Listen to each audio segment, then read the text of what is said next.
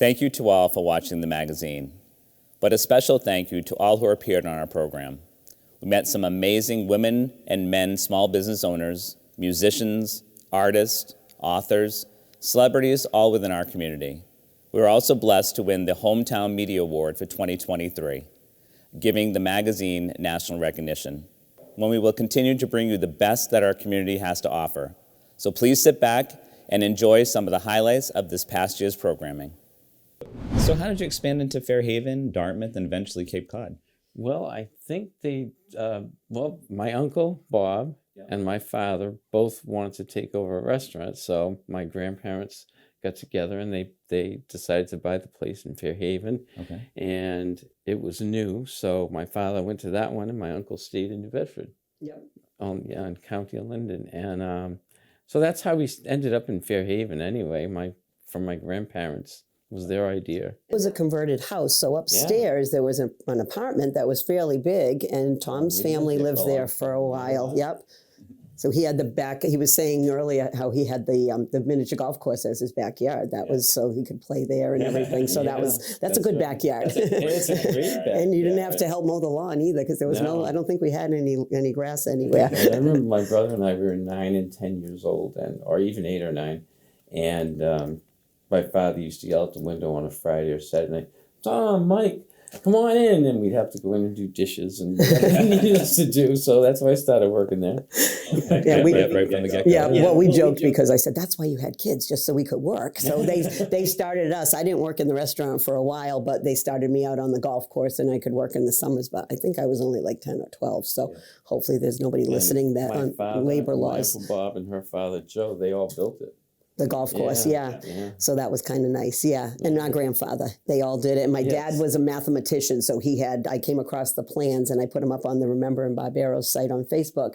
But it was just a sketch, and they knew where all the 18 holes were going to be, and then they added the batting cages later. Then I started deciding I wanted to get back into art. So I looked up what was going on, and I found Deborah Macy, who's a portraitist in one of the best. And I said, she's doing a class at vocational school. I can brush off the cobwebs and get back into it. So I was delighted to go and see Debbie. She's a lovely person. And I started painting my grandchildren to get back into it. And Debbie is a master portraitist, and she comes over and she says, "Well, I hate you already." And I said, "Oh, thank you." And we hugged, and we've been friends ever since. Oh, that's great. And she really was such a good help to get me back into it, and she encouraged me to start exhibiting. Nice. And I did. I won a first prize at the Beer Society right off the bat, and I went, all right, this is fun. I think I'll keep doing this. And you have exhibits in Gallery X? I have exhibited in Gallery X, the Heart Spot Gallery in East Providence, Marion Art Center, the South Coast Artists. I had a big show in April 2023 at the Wamsutta Club, and it was my first solo show. Oh, wow. And I sold 14 paintings. So I was like, wow, this is great. That was a lot of fun. And so how long have you been up and running? We've been officially up and running for, what is today? Officially up and running about 6 weeks now. About 6 weeks? Okay. Yeah, that's All it. right. So, and you've had a performance already? We've had 3 performances. Okay. First performance we had was Dory Rubico and her family, Dory Rubico and friends. Okay. And we seat 150 people. It was a sellout crowd, standing ovation. She did a wonderful job for us. She brought all of her following to us to introduce to us. It was just a huge kickoff for us. Oh, that's so great. that was wonderful. Okay. Another one we had was Richie Oliver, who does a Cat Stevens tribute. Oh, wow. The kid has a great, I say kid, he's in his 30s. He has a great voice, and he's mastered Cat Stevens. Oh, that's awesome. And he just did a single. Cat Stevens got a standing ovation. Oh, that's great. Again, another great success for us. Sure. So we haven't started down the path of dance, theater, and cinema. I have started in cinema, but we'll get to that, I'm sure. Oh yeah. So is there a admission charge for these performances? Yeah, there's admission charge. The admission charge is in our mission is not to go over $25 per ticket. Okay. That's it. That's the top for us. Sure. Because we're not a Spire Center, we're not a Narrows, we're not a Zeterian certainly. We are. We want to support all those places. So if a musician comes into a touring musician comes into the Narrows, we may have him over to do a clinic or a master class in our space. Okay. All the people that we see here are all locals and regional folks. Oh, nice. So nice. we're not taking touring musicians. We don't have the space for that. Right. And that's not our mission. Our mission is more education. Right. But you'll sell out anyway. Well, because the wonderful talent we have here in Fairhaven and the wonderful community that's supporting it. I got involved with the Shepherd Center for the Performing Arts through the guitar shop, Fairhaven Frets, owned by Brian Knight, and he pulled me in when they really started getting going with the Shepherd Center, and they needed somebody with some experience in audio and lighting and concert production, and that being my career and profession, and I was a little bit slow at the time, kind of found an opportunity to jump in and help them get started, and it's been fun. It's been a fun challenge building a venue in this small area. We found that there's been a lot of positive support all across the board, a lot of people who are eager to support the arts, and it's been great so far.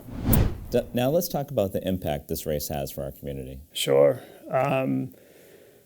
It's hard to kind of put into words, but I think last year, again, Tom is better with the numbers, but I think it was $13,000 that we gave back. Wow. Which is just an awesome number, which is why I said it's hard to ask for money, but knowing where it goes. Sure. So we give back all over the place, to the fire, to the EMS, to the Fairhaven High School band. You name it, the gamut is all over the place, and it's all community places. So to me, just from a financial perspective, that's great. But then if you look at the community in terms of the people cheering on the side of the road, and if my son's video, there was one part where it's just he ended it with, in part, a father just with his hand around his son. The kid was like 6 or 7, and the kid just like holding his hand, and they're just kind of standing there, and it's really inspirational. So on a community level, it's as specific as that, like that one interaction with father-son, but it's also as global as giving money back to the police. Sure. So it really, I think it hits all aspects of the community. So this is the first time I've been up here. I've been in the building. What a shame. It's a beautiful building. It is a beautiful building. It's unfortunate. And such a gem here in our town. And it's been here for 120 years. This building and masonry has been in Fairhaven for over 150 years. Yeah, right in the center of town, and no one knows about it. And our doors are always open. It's almost, gee whiz, why not? In fact, we always are having open house. And just to show people one of the true treasures that were given by Henry Huddleston Rogers. And it was given to George, well, it was named after George H. Tabor. How did that come about? George H. Tabor, I'm pretty sure it was the Sunday school teacher for Henry Huddleston Rogers. And they developed a very strong friendship throughout their whole life. And, I was with Rogers, as he advanced in his life, he became very prosperous, and always had a very deep feeling for Henry Huddleston Rogers. And when this building was built, it's the first time ever that a Masonic lodge was ever dedicated to a living person. Okay. Yeah, and unfortunately, I think it was dedicated when he was about 93 or so. Oh, wow. And he had made it here. And in fact, I think Mark Twain came and spoke at the dedication, along with Henry Huddleston Rogers. And that just through, I think, some of the teaching that Henry Huddleston Rogers also learned through being a Mason is his philanthropy throughout the town, as we all know, through our beautiful buildings and waterworks and everything here. And my personal opinion is that he took those teachings that we have because of giving back to society. Okay, so Braley, let's back it up just a little bit, because there was a lot of process that went into this historic building. Yes. Starting as Keith's Theater, and then Bijou Theater, and then it was left abandoned. Correct. So What steps and processes did you have to go through in order to make this into the beauty that it is right now? So when I first came in here, I came, like I said, my friend Nate had brought me, and it was just my own view of what it was. Now, my father is a developer, and that's his profession. So he knows everything to do with construction. So I had put a bug in his ear about it, and I had told him that I wanted him to come check it out before I made any moves, because he would point me in the right direction. So he came in here and he was like, whoa. He was like, this is gonna need a lot of work, and it's gonna take a lot of money. So I'm like, can it be done? And he's like, of course it can be done. It's just a huge project. So, I hired his guys, his subcontractors, and if it wasn't for those guys, I mean, it probably would not have happened, because they just put so much time. They worked so hard. My dad has helped so much through this whole, if it wasn't for him, I would not be able to do it either. So just having that a good circle of, good people helping you out, that's what it's all about, everyone working together. But this place was a wreck. Like, it was just sitting for It was abandoned for 20 so long. years or something like that.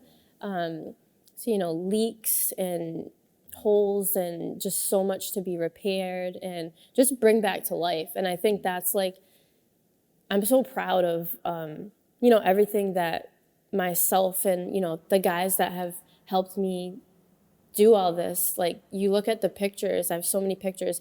You look at the pictures on what it was and, what it is now. And, there's so many people that said it couldn't be done, and, they had their doubts about it. So you started out, with the music, but then you purchased a 52-acre farm, basically. Yeah. And what was your vision for this? Well, when I first saw it and we decided to purchase it, it was for my landscape construction business. And since this is agricultural use, we thought we could maybe start a tree nursery. We pull a lot of trees off of projects, we plant them in the grounds, we bring them back to health, and we were going to start doing some new tree growing, and kind of worked hand in hand with our landscape business. And it was absolutely woods to the streets. And when we cleared it all out, you could barely get to this barn. There was trailer trucks and boats and around it. And we got it all cleared out and put in a road and shaped up. And then this little area right outside the barn, I saw that and I said, well, this is agricultural. And I've been making wine for years. Started off watching my grandfather make wine when he came over from Italy, and we grew up drinking that, Sunday meals. And Is that called viticulture? Viticulture is the production and the management of the vines. Okay. And so I decided, I'd been making wine with friends and family for the past 25 years, and decided, why not try to grow some grapes here and put a little vineyard, kind of my own personal vineyard out here. And once I started, it was hard to stop. It's a beautiful, beautiful process. And when you see the grapes growing, it's like magic. You've created this. And I just kind of continued from 2017 to another plot in 2018 and 19 and 20 and 21. And now we got 4 acres planted. Wow, that's great. So it started at plot A and then it just developed. Exactly. And plot A was just a test, couple reds, couple whites, and try to see what grew well, what we liked. And while I was at it, I wanted to put in a little orchard, so I put in 180 fruit trees out front. We got pears, peaches, plums, apples, and some cherries, and we wanted to start incorporating that into the wines as well, now that we're starting to get some harvests. Well, you provide a unique service to our community with Old Town Fairhaven. What prompted you to launch this Facebook page?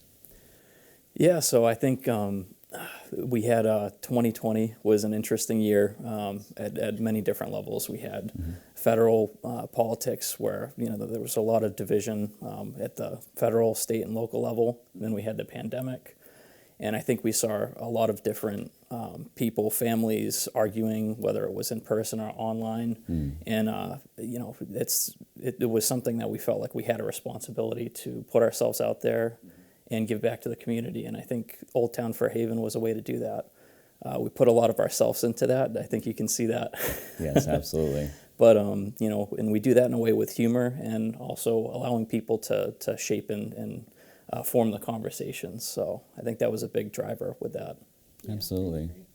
And what does the page represent? I think the page represents us, but not us directly, because it's not about us.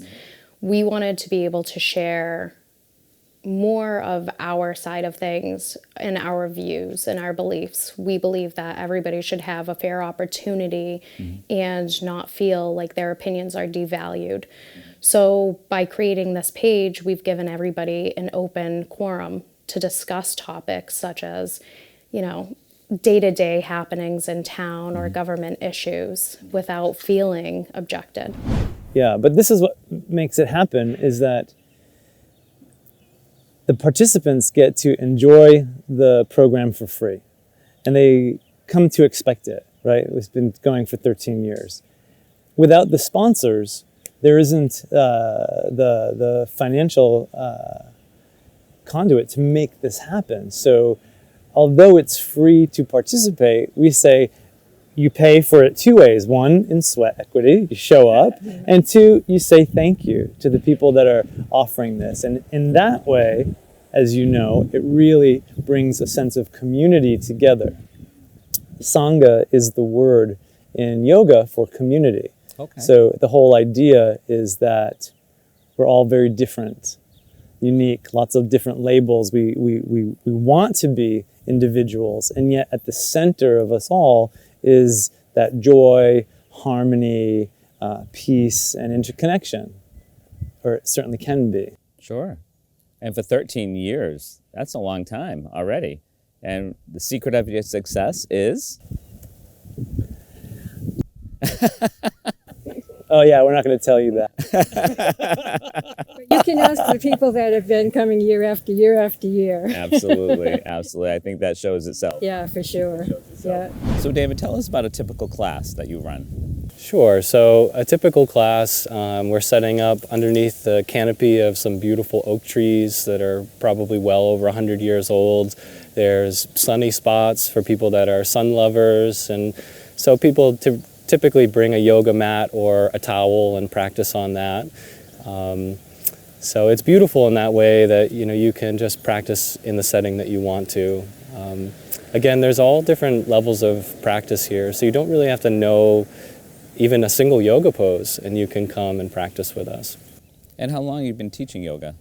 Oh boy, maybe close to 10 or 11 years now. Oh, wow. I'm not quite sure, but yeah, so I learned how to teach yoga in California, Watsonville, California.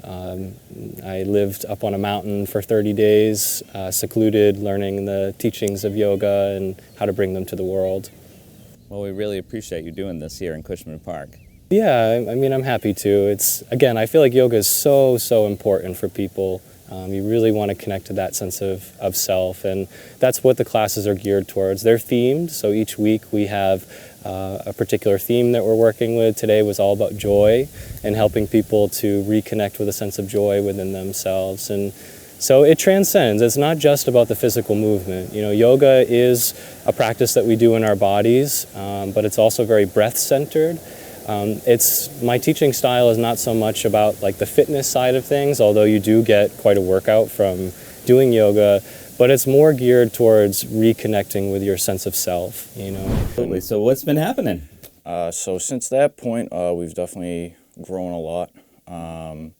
The main thing is we moved locations. We moved over to 160 Huddleston Avenue in Fairhaven. The old location was great. The only thing about it was I outgrew it very, very quickly. The inventory came to the point where we had it on the floor.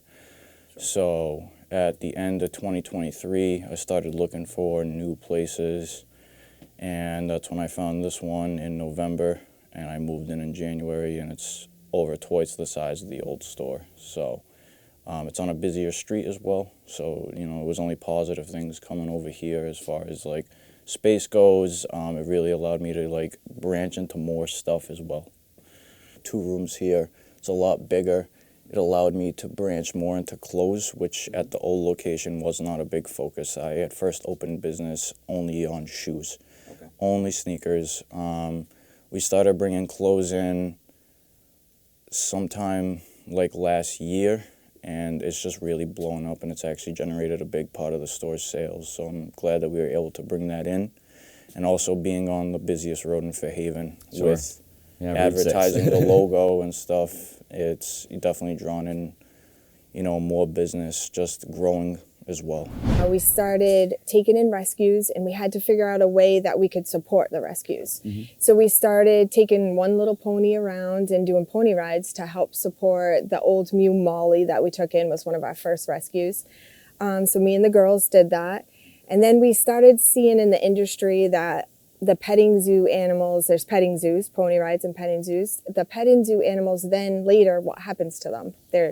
People are bringing little babies, and then what happens with those little babies? Right. So we started taking in more rescues, and we self-funded it for the last 6 years, and last year we went non-for-profit. Okay. We create a lot of educational programs, Alexis does.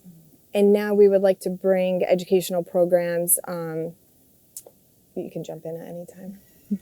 We wanted to see what it was like for animals to live a full and happy life. Okay. So when children started to come here, we noticed that they were understanding the rescue animals in ways that we couldn't. They were going through experiences alongside of them that include change and grief and loss. They were healing together. And that's something that happens naturally in nature, and we were bearing witness to it. Okay. To create these educational programs, I was allowing anybody to come in, aged 4 to 17, breaking down these programs, providing crafts and activities that would move along the day, but allowing them to have this connection with the animals that wasn't controlled in any way. I just allowed it to happen. They would snuggle with the animals, watch them grow, meet these goals and ideas of, okay, I want this animal to have a certain type of housing long term. How do I make that happen? They like this type of bedding. This is what makes them comfortable. So they were showing up every week and meeting these goals. I started to create more programs that followed the needs of what they were bringing to me through what we had initially created. And now we have homeschool co-ops and summer camps for ages 4 to 17 that meet those goals. Now you can see that the desks that have been taken out, which they've been taking them out over the last several weeks, 12 at a time, and when they bring back in 12 restored desks, and these 20 desks on this side of the room have all been completed, and you can see what a great job Cape Cod Furniture Restoration has done with them. The desks that are empty here, these will be coming back in over the next few weeks, and then the remainder of the room on this end, the rest of the 102 desks, those will all be done hopefully by the end of September, early October. If you're wondering how the Alumni Association funds projects like this, we have one fundraiser each year. It's called the Light a Light fundraiser, which we start in October, and it goes through the holiday season. And basically, we ask our alums to donate whatever amount that they want, and for every $10 that we receive, we light a light bulb on our beautiful blue spruce tree that's out on the west lawn of the high school. Our alums have been extremely generous over the years, and we've been able to fund a lot of these type of projects. Now, the early settlers, you may be aware that probably one of the earliest settlers was John Cook, and he came to this area in the 1650s with a group of people that settled here, called this Oxford Village. Okay. And actually on this property, we have the ruins of the oldest standing structure in the city of Fairhaven, and that is the Thomas Tabor ruins. Okay. One of his daughters married a man by the name of Thomas Tabor, and in the 1678, 1680 time period, he built a stone ender house which is right next to the William Wood House, which eventually became the Joseph Bates home. Okay. And so all we have left is the stone end, because after the last person moved out in about 1850, hurricanes came along and took down the little wooden cabin and actually even the chimney. So that's gone as well. But at least we have the stone ender wall, Okay. which is free for anyone to come and see, and dates all the way back to about 1680. So that's really old. So I think it's kind of neat that we have a connection here on this property that takes us all the way back to the Mayflower. Yes. Because it was John Cook, the youngest person on the Mayflower. I think he was 14 at the time. So we have this connection, and it was like 60 years from the Mayflower to the Tabor House, another 60 years when William Wood built the cabin. Yeah. This has been enlarged, of course, but he built the cabin, and then it was another 50 years before the Bates family actually moved in. So the cabin itself that Wood built was 50 years old when the Bates family moved in. But it was just a 4-room cabin. You know, the upstairs bedroom, this room, the stairway was considered a room, and there's a small storage room in the back. And we find it very interesting that there were 9 in the family, and how they lived in this size of a cabin. Right. Who knows, but they managed somehow. And then the Bates family lived here from 1793 until about 1831, when they transferred the title of the deed, Joseph did, to his younger brother Franklin, who then sold it to his sister-in-law, Anne Hathaway. And so Anne Hathaway's family and her descendants lived in this house for 6 consecutive generations. Oh, wow. Okay. And that was how the house grew in size. And take us back to the beginning, like what the schoolhouse was, back to the Oxford Village, the first district. So tell us something about that. Yeah, it's an amazing story when you think about what this town must have looked like back then. So 1828 is the year that this school was built. Mm-hmm. The land on which it was built was purchased for $20, and the school was built for $520. Wow. So, in today's money, that actually was fairly significant, but at the time, it was certainly a state-of-the-art school. One of the nice things about this particular schoolhouse was that it had an outhouse. Most of them did not, and you had to just find a bush and hope for the best. But this one had amenities like that. The school day was long. It usually started around 8 in the morning and often went until about 5 p.m. Classrooms at that time would be about 30 children, and they would have been ages 5 to 16. So if you can imagine trying to manage that level of difference in ages and just readiness for schooling, et cetera, it must have been quite challenging. Oh, I bet. How many schools were in town at that time? I believe that there were 6 total. There are still 2 in existence. This one, of course, which is a museum. The other one that still is standing is on Sconticut Neck Road and is a private residence. Oh, okay. The others were all raised when they were no longer being used. Okay. And what were the age groups that were attending those other schools? Same. It would have been about the same.